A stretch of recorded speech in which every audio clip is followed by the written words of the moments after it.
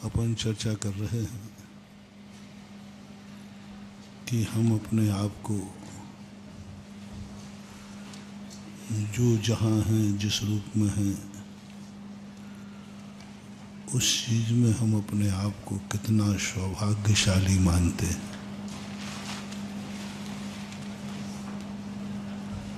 अपने आप के अंदर एक ऐसी अनुभूति हो कि मैं अपने आप में कुछ हूँ, और यह अनुभूति जब व्यक्ति को आ जाती है तो वह दूसरा कदम उसे उठाना चाहिए कि हम अपने आप को अपने आप की खुशियों में ही खुशी मनाते हैं, क्या किसी दूसरे की खुशी में भी हम कभी खुश होते हैं?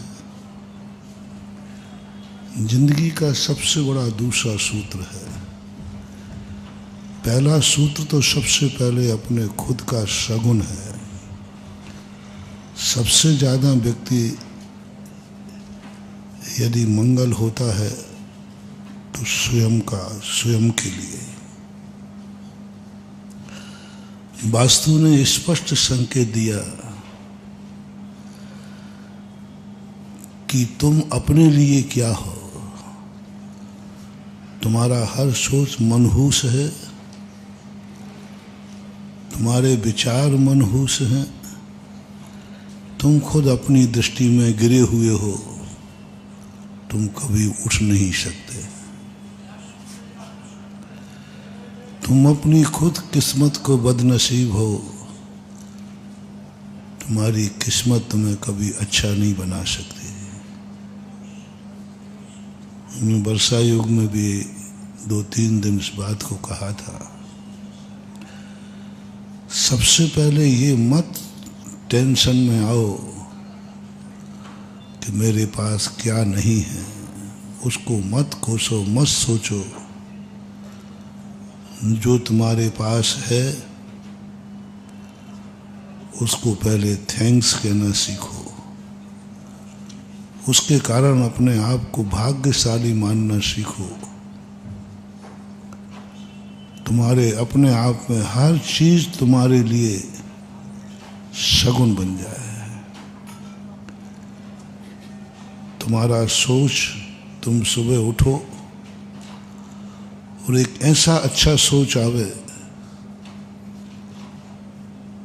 कि तुम्हारा खुद सबसे पहला शगुन। हमें किसी के शगुन की जरूरत नहीं है।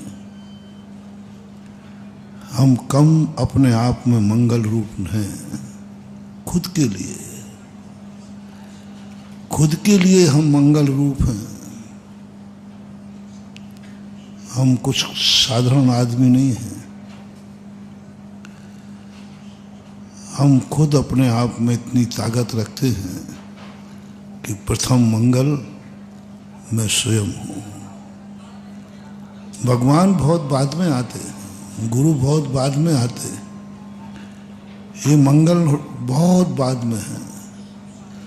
सबसे पहला मंगल है तुम स्वयं अपने आप को। आप जब सुबह उठे, आपका विचार क्या आया, उस विचार को कोड कर लो, उसकी साधना करो कि हम कभी भी जब भी सुबह उठेंगे एक पहला विचार बहुत अच्छा करेंगे। जाओ, दिन भर में तुम्हारा कितना भी बुरा विचार हो जाए, शाम को तुम्हारा सब कुछ ठीक मिलेगा। ये साधना है। लोग मंदिरों में सब कुछ आते हैं। लोगों की एक बहुत बड़ी धारणा हो गई, भगवान हमारा सब कर देंगे, गुरु हमारा सब कुछ कर देंगे, कितनी अमंगल होगा, हम फलानी पूजा करेंगे सब मंगल हो जाएगा। तुम बहुत हताश हो जाओगे। तुम्हारा कार्य नहीं होगा, तुम धर्म से घृणा करने लग जाओगे और तुम्हें अपनी भूल ही पता नहीं है कि तुम कहाँ भूल हो। कितने लोग हैं जो धर्म करते करते धर्म से घृणा कर लेते हैं। और ये कह दे मैंने सब करके देख लिया, कुछ नहीं होता, सब बेकार की बातें हैं, तुम बहुत बहुत निकृष्ट बन जाओगे। और मैंने देखा है ऐसे कई धर्मात्माओं को जो बड़े धर्मात्मा थे, आज धर्म से बहुत दूर हैं, घृणा करते हैं। बिना अभिषेक के पानी नहीं पीते थे, आज दर्शन को भी नहीं आते। गुरुओं के परम भक्त थे, आज वे गुरु का नाम भी नहीं लेते हैं। करोड़ों मालाएं फेरने वाले लोग आज 9 बार नमोकार मंत्र पढ़ने के लिए मन नहीं बनाते। उनकी धारणा बन चुकी है, मैंने सब कर लिया, जो जो शास्त्रों में लिखा, जो जो गुरु ने कहा, मैंने सब तो किया, क्या हुआ? सब तो करके देख लिया, जिसने जो कहा सब कर लिया। जैसे आप लोग जब सब पूरे शाम करने के बाद जब कुछ नहीं होता तो आप हथियार डाल देते, अब मैं क्या करूं, बस एक ही काम रह गया कि मर जाऊं। संसारी व्यक्ति इससे ज़्यादा कुछ सोच, जब सब तरफ से वो टूट जाता है और सारे पुरुषार्थ कर लेता है, फिर भी सिद्धि नहीं होती, तो अंत में वो कौन सा रास्ता चुनता है? बस एक ही रास्ता है। अब क्या है, अब तो बात एक ही है। इतना छोटा सोच, इतनी छोटी जिंदगी। मैंने बहुत सुसाइड करने वालों का मैंने बहुत इंटरव्यू लिया। मैंने क्यों भाई, क्यों मरना चाहते हो? तो उन्होंने कहा महाराज जी आप बताओ, जी के करूँगा क्या? सब तरफ से टूट चुका हूँ, कोई सहारा नहीं है। आप धर्म की चर्चा मत करना, मैं सारे धर्म कर चुका हूँ जितने आपने बताए। आपकी सारी बातें ऑनलाइन सुन सुन करके मैंने धर्म कर लिया। वो सब मैंने कल सब किया है। आप कुछ भी मत बोलना कि मैंने कुछ नहीं किया, मैंने सब कर दिया है। कुछ नहीं हो रहा है, यहाँ तक कि खाने के भी लाले पड़ गए। अब जिंदा रह के करूँगा क्या, वो बताओ? कुछ नहीं कर सकता, इसलिए मैंने मरने का मन बना लिया है। मैंने किसी ने तुम्हारा साथ नहीं दिया, बोले नहीं दिया,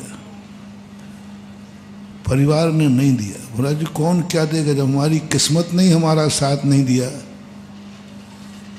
हमारी किस्मत ही हमारा साथ नहीं दे रही, तो अब कौन देगा? वहां टूट जाता है व्यक्ति, बहुत बुरी तरह टूटता है जब उसकी खुद की किस्मत उसका साथ नहीं देती है। परायों से नहीं टूटता व्यक्ति, पराये कितना भी धोखा दें, कितना भी परेशान करें, उससे नहीं टूटता व्यक्ति।